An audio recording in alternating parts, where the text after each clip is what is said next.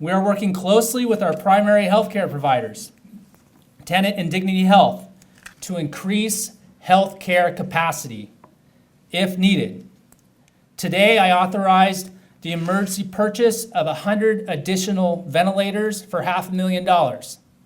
We are also in the process of identifying supplemental care sites if needed.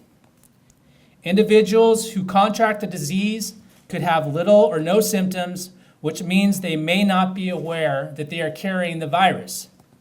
We need to limit gatherings to prevent virus transmission and protect the most vulnerable and to prevent our healthcare system from being overwhelmed. As you heard Mr. Horton speak about, we are very much engaged in looking at our healthcare system surge capacity, particularly the hospitals. We had that important meeting yesterday, and now we have set aside a small work group to continue to evaluate the needs and the response systems that will need to be put in place if we come to that. Right, so 60-bed ICU, roughly 450 what we call med-surge beds, so that's decreasing from the total labor and delivery beds, which will still need to be available. That is our existing capacity. Material is available to set up on-site mock hospital. Mock probably isn't the best word, but alternative sites for hospital-based care. You are absolutely right in asking the question, but who's going to care for the people if we have expansion of our hospital-based services? We do have some surge capacity with respect to licensed personnel.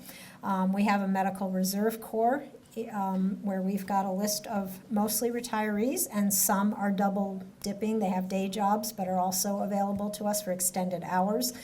And at some point, that if we do see the worst case scenario, there is the possibility that we will hit that point where either the staffing or the medical equipment might be our limiting factor, but we're doing everything within our power to maximize what is available to us. Yeah, you're asking the $64 million question that has all number of different methodologies and models out there.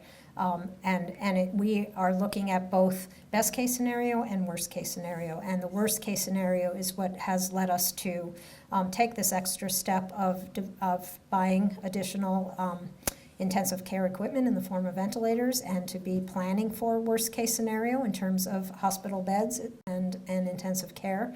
I am of the opinion that we won't reach the worst of what you may be hearing or seeing in some of these models that are out there. There is, in a typical epidemic curve and one that comports with this kind of illness, we tend to see a doubling of cases week over week over the course of the epidemic. Part of the problem is we don't know how long the curve will last. But, so we've got 7 cases today, potentially 14 next week, or actually 3 to 5 days maybe we see a doubling rather than week over week. We've run all these different numbers, and it leaves us with a pretty wide range. And so we're preparing for the worst and hoping for the best.